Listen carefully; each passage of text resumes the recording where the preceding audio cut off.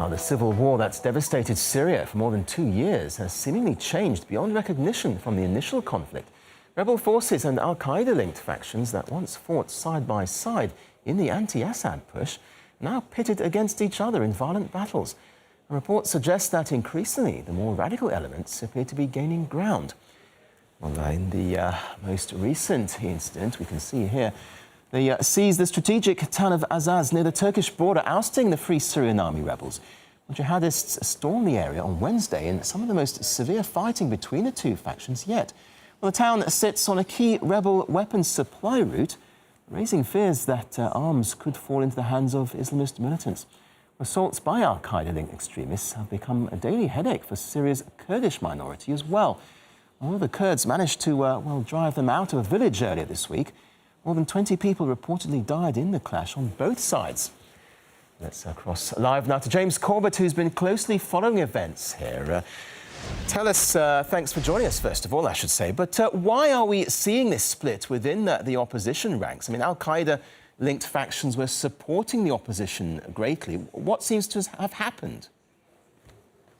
Well, I think that we can see in the latest clashes that have occurred since the chemical weapons attack and the lack of outside intervention, I think we can see a bit of, I suppose, restlessness on the part of the outside insurgent forces that are seeking to cause a greater ruckus in the country.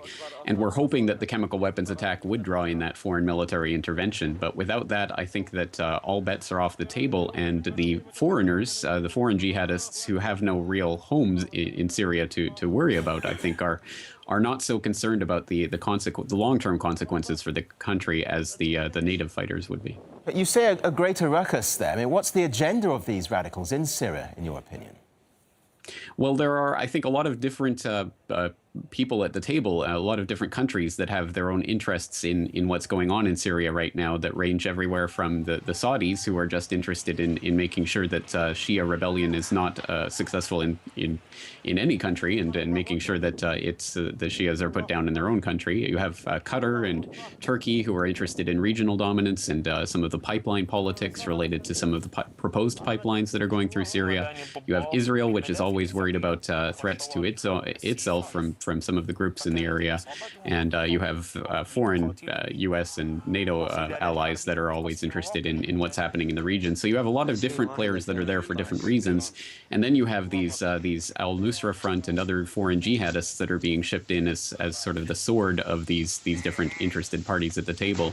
So it creates a very violent and chaotic situation, and to a certain extent, for some of the interested parties there, the chaos is in fact the goal of what's happening there, rather than any particular outcome. I think that the destabilization plays into the hands of many of the people who want to see the Syrian government basically thrown off kilter and destabilized. It's interesting you mentioned Turkey there, and Turkey has already closed one of its supply routes in the area.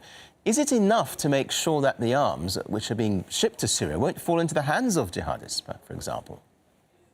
I think it's much, much too late for that. And we've seen not only that this has been a likely consequence of what's been happening there, but has been, in fact, already happening for quite some time. And I think that all of the arms and funds and training that's been supplied to the Free Syrian Army, I think, have been equally falling into the hands of the foreign jihadists and the others that, as I say, are there to create the bigger ruckus. I don't think that there's any way to really stop the flow of weapons or funds from into one group going into the other group's hands. And I think that has always been a bit of a pipe-deep dream, and something that has been sold to the public of the West, for example, that's been wary of this type of intervention. But I think it's just been a pipe dream that they've been selling them. I mean, it is a complicated situation, and to some extent it looks like both the army and the rebels are facing the same enemy. I mean, how could this play out?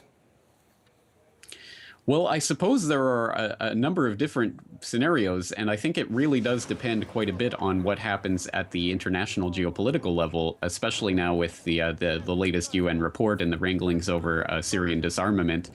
And I think that a lot will rest in the hands of the quote-unquote so-called international community, whatever that means these days, and some of the real big divisions that are happening right now between, for example, of course, the US and Russia. OK, we'll have to leave it there. Journalist James Corbett, thanks very much indeed for that.